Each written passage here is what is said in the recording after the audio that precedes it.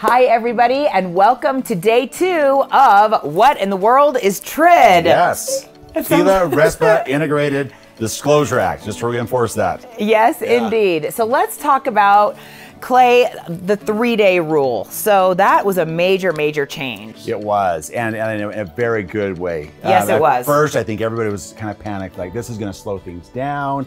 And so it was really great because they said, we're going to give you that closing disclosure, speaking of the consumer, that you can then look at that closing disclosure 3 days in advance. 3 days before closing, and that's required. That's not a suggestion, that's not a good idea, that is required by law. And I know that all the real estate agents and the mortgage professionals were a little stressed out about that, but I think once that took effect, it kind of took away that big rush at the end.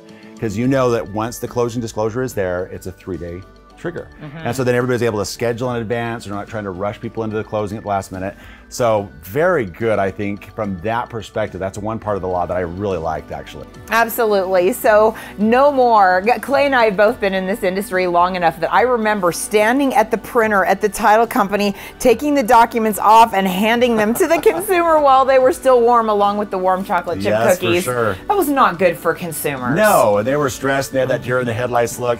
It's just a much more mellow, easygoing process now because they've already had a chance to look at that and ask the mortgage professional any questions that they may have about that, or the real estate agent as well. Absolutely, and get anything changed that might not be what they thought they were getting. No more bait and switch. That's exactly right. Okay, so in our next episode, Clay and I will be chatting about some of the triggers that might make it so that the amazing lender will have to reissue the closing disclosure to your consumer. So we'll see you next time. Bye.